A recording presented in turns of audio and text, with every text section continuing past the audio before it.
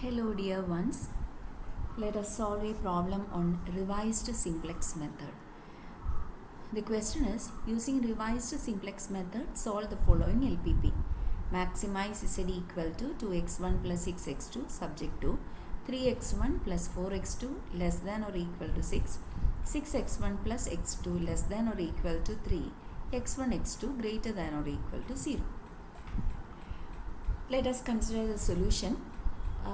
In revised simplex method, we consider the standard form as the first constraint. The first expression is taken as the objective function in the maximization form. So z minus 2x1 minus x2 that is equal to 0 is taken as the first expression. The second one is our first constraint 3x1 plus 4x2 then plus s1 equal to 6 because we are given a less than or equal to inequality, so we added a slack variable. Then second constraint is also a less than or equal to inequality, so we have to add the second slack variable with this second constraint, which is also a less than or equal to inequality. And we know that x1, x2, s1, s2 are all greater than or equal to 0. And we know that in the objective function, s1 and s2 are with cost equal to 0. So let me complete this expression. Okay, so this is the standard form in revised simplex method. Correspondingly, the matrix form of this expression is, let us also write the matrix form. This is 1, minus 2, minus 1, 0, 0, then 0, 3, 4, 1, 0, then 0, 6, 1, 0, 1. So this is our coefficient matrix. Then the variables are z, x1, x2, s1, s2, and the right hand side is 0, 6, 3. So if you read this matrix, it will be like 1 into z minus 2x1 minus x2 plus 0 s1 plus 0 s2 equal to 0, which is exactly the same as the first expression, and so on. You can read the entire standard form from this matrix format. So that's the matrix form. Now let us solve the problem. Now in revised simplex method, this is the first step, writing the standard form. Now let us write the table for a revised simplex method. Now in revised simplex method, as you can see that the table consists of the first column with the basic variables. Here we know the basic variables are, we know the initial basic feasible solution is s1 with value equal to 6, s2 with value equal to 3. S1 and s2 form the basic variables, and the non-basic variables are x1 and x2. x1 equal to 0, x2 equal to 0. x1 and x2 are the non-basic variables. Non-basic variables are assumed with value equal to 0. So here altogether there are 4 variables, of which 2 are basic and 2 are non-basic. So this is the initial basic feasible solution. So let us write the basic variables here. So in this, we write the first row, a first element as z, because we are going to read the value of the objective function from this table itself. So we are writing the first element as z. Then next comes our basic variables s1 and s2. Now the column of z is 1, 0, 0. Z is 1, 0, 0. Then b11 is a column of the first basic variable, which is 0, 1, 0. You can see it from here. Then b21 is a column corresponding to the second basic variable. It is 0, 0, 1, 0, 0, 1. Now this 1 in the superscript denotes that the form, the revised simplex method that we are using right now belongs to the first standard form, and that's why the superscript 1. And there is another second standard form which we are not dealing right now. So this is based on the revised simplex form method, standard form 1. So that's why the superscript 1. Now the value of the basic variables, value of the objective function is 0, then 6 and 3. So this is the first, so hence we write the first few stages of the first iteration. Now let me write, so here I can fill the non-basic variables. The non-basic variables are x1 is the first non-basic variable, and x1 is with value equal to -2, 3, 6, we will need it. Then x2 forms the second non-basic variable. It has with column values -1, 4, 1. Now we have to identify, as usual, whatever that we do in ordinary simplex method should be carried out here as well, but computations will be much less than what is required in the simplex, ordinary simplex method. So here also we are going to find the entering variable. The entering variable is determined with the help of net evaluations. So here also we are going to compute those net evaluations. Right now we are going to calculate the net evaluations. We know the net evaluations are computed like Zj minus Cj. Now that Zj minus Cj is obtained from the revised simplex method as taking the first row of this B inverse. Then you have to multiply with each of the non-basic variables. So as to get the net evaluations, we have to multiply the first row of the B inverse matrix along with along with each of the non-basic variables.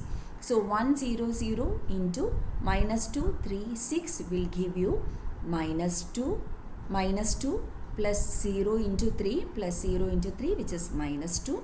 Then the next net evaluation is 1, 0, 0 into x2. So 1 into -1 plus 0 into 4 plus 0 into 1, that is -1. So we have two net evaluations, and both these net evaluations happen to be negative. That means the current solution is not optimal. Hence we have to improve the solution. That improvement is made with the help of making the variable with most negative net evaluation enter the basis. So -2 is the most negative net evaluation, and correspondingly this variable x1 enters the basis. So this x1 is the entering variable. So here I write k equal to 1 because x1 is the entering variable, and this x1 enters the basis. So we have x1 entering the basis. x1 enters the basis. Now x1 enters the basis as B inverse x1. x1 needs some modification before it enters the basis. That is what happens in ordinary simplex method as well. So here we let a B inverse, let me put it as B inverse x1 equal to our new x1, and this new x1 is a vector that enters the basis. So x1 enters the basis as B inverse x1, and since here B inverse is identity matrix itself, x1 is the original small x1 itself, and hence we write it here as -2, 3, 6. So we write the entering column. Now once this entering vector is fixed, we have to determine which is that leaving vector. In order to determine that leaving vector, we use minimum ratio rule. Now minimum ratio rule is the same as we had in ordinary simplex method.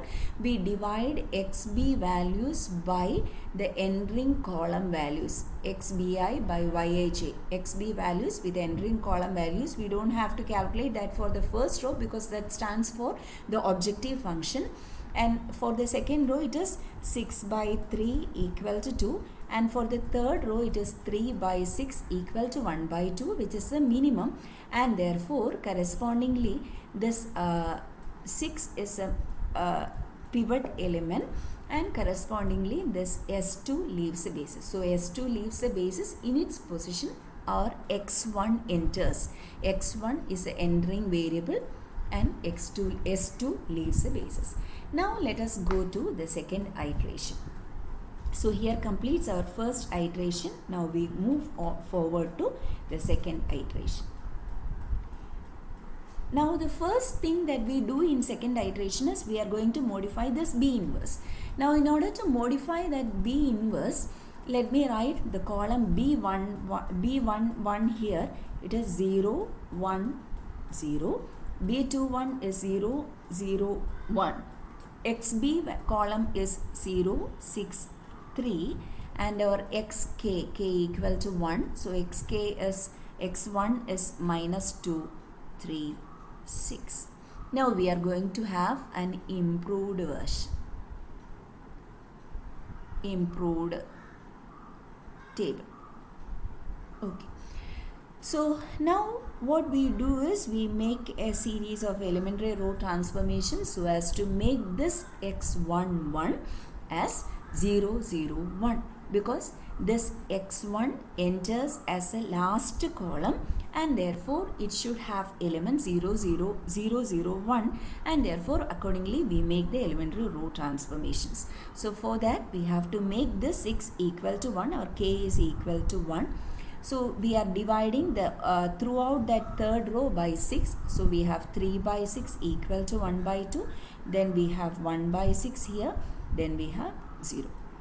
So this is our R3. Now as in all the earlier procedures, we make this R2 element equal to 0 with reference to this R3 element. So R2 transforms as R2 minus 1 by 6.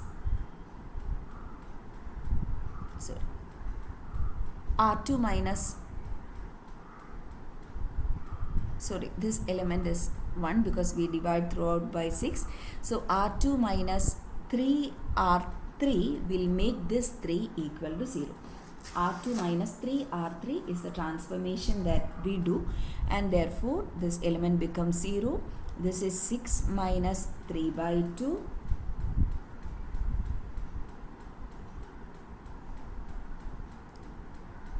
Six minus 3 by 2, so we have 9 by 2. Then here it is 0 minus 3 by 6, so it is minus 1 by 2. Then here it is 1 minus 0, it is 1 itself. Then here we have to make this minus 2. This minus 2 is to be converted to 0 with reference to this 1. So R1 plus 2R3 is a transformation. So throughout the row we have to do the same transformation. 0 minus 0, then 0 plus 2 by 6, it is 1 by 3. Then 0 plus 2 by 2, it is 1. Then minus 2 plus 2, it is 0. So this is the improved table. Now let us write the table, the required table for a revised simplex method. The basic variable modifies to, the basic variables modifies like this. Z remains as Z itself because it's an objective function. Then S1 remains in its position. In position of S2, our X1 enters. And B0, the first column, for the first column we didn't make any change. So 1, 0, it remains as 1, 0, 0 itself. Now what we have in this improved table, that is written here, B11 is 0, 1, 0. In the improved table also B11 has no change. Then B21 is changed to 1 by 3, minus 1 by 2 and 1 by 6. Our XB changes as 1, 9 by 2 and 1 by 2. Okay, so we write B11, B21 and XB from this improved table. Now let me write here the non-basic variables. Our X1 is now the the variable that gets into the basis. So our in place of that X1, S1 is written here, and that S1 is written as 0, 1, 0. Sorry, S1, it's not S1 but it is S2. It is S2.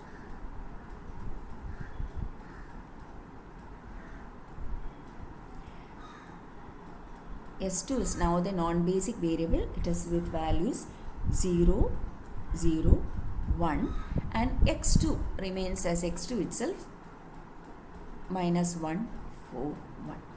Now we have to determine the entering vector, so we calculate the net evaluations. Net evaluations are calculated, that is, we take the first column 1, 0, 1 by 3 of this table 2, then we multiply it with each of the non-basic variables, then 1, 0, 1 by 3 is multiplied with the second non-basic variable minus 1, 4, 1. So let us compute the net evaluations. 0 plus 0 plus 1 by 3, then minus 1 plus 0 plus 1 by 3, it is minus 2 by 3. So we got a negative net evaluation, so that means the solution can still be improved, and that improvement is made with the help of the variable corresponding to which we have a negative net evaluation here, and therefore x2 is our entering variable. Now when x2 enters, so here we write k equal to 2 and we write x2, but x2 is entered not as simple x2, but x2 enters as b inverse x2. x2 enters as b inverse x2. So let us find what is b inverse x2. It is 1, 0, 1 by 3, then 0, 1 minus 1 by 2, then 0, 0, 1 by 6 into x2 is minus 1, 4, 1.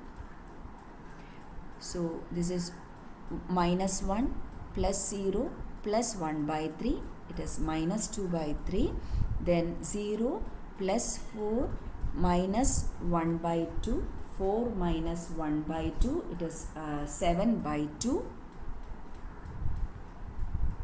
Then the third element is 0 plus 0 plus 1 by 6. 1 by 6 is the third element. So this is how x2 enters the basis. So we are going to write that here, minus 2 by 3, minus 2 by 3, then 7 by 2, then 1 by 6. Now we compute the ratio. 9 by 2 by 7 by 2, it is 9 by 7, then 1 by 2 by 1 by 6, it is 6 by 2 equal to 3. So 9 by 7 is the smallest among the two, between the two, and therefore we choose this minimum ratio, and correspondingly this x1 leaves the basis. S1 leaves the basis and in its position x1 enters. Okay, so there finishes our second iteration. We determine the entering variable is x2, and we determine the leaving variable is s1. Now we move forward to the third iteration. So let us move to the third iteration. Now in third iteration we try to modify the entering variable and the leaving vector. So first column is B11. B11 is taken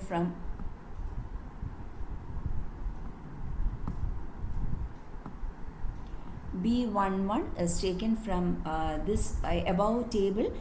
It is 0, 1, 0. B21 is 1 by 3 minus 1 by 2. Sorry, 1 by 3 minus 1 by 2. Then 1 by 6. XB is 1, 9 by 2, then 1 by 2. Then XK, the entering column values K is equal to 2 here, minus 2 by 3, 7 by 2 and 1 by 6. Now we make the modification. So we write the improved table.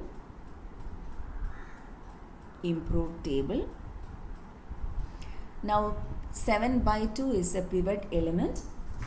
We have to multiply throughout by 2 by 7 in order to make this 7 by 2 equal to 1. So 2 by 7 minus 1 by 7, then 9 by 7. Then here it is 1.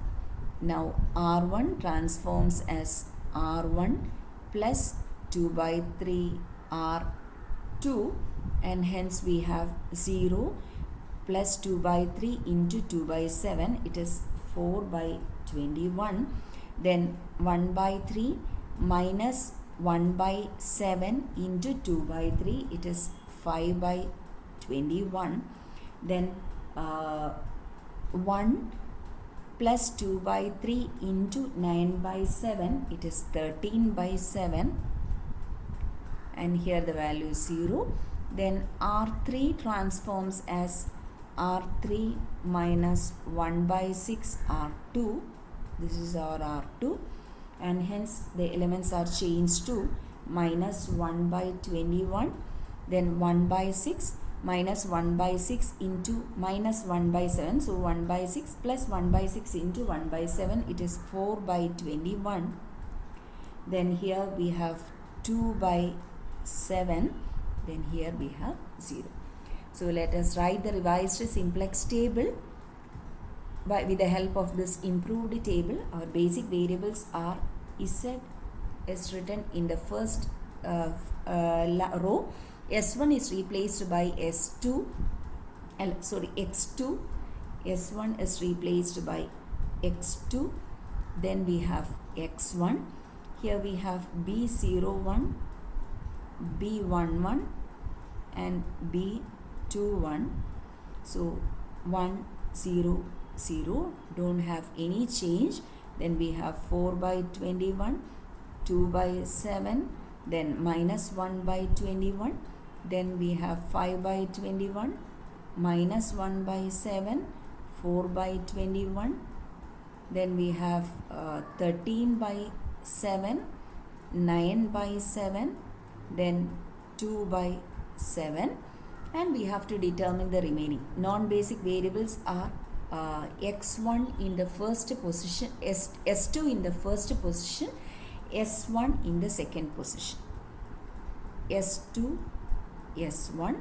For S2, the elements are 0, 0, 1, and for S1, it is 0, 1, 0.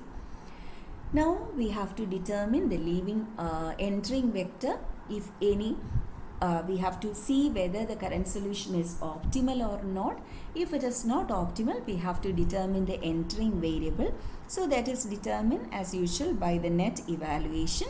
So, for that we use 1, 4 by 21, 5 by 21, the first row of B inverse into 0, 0, 1, then 1, 4 by 21, then 5 by 21 into 0, 1, 0. So, these are the two net evaluations, and this will give you 5 by 21 as the first net evaluation and 4 by 21 as the second net evaluation. So that means the current solution is optimal because all the net evaluations are greater than or equal to 0. So the current solution is optimal. So we reach the final stage of this revised simplex method solution, and now let us read the solution. So the solution goes like this. Let us read the solution.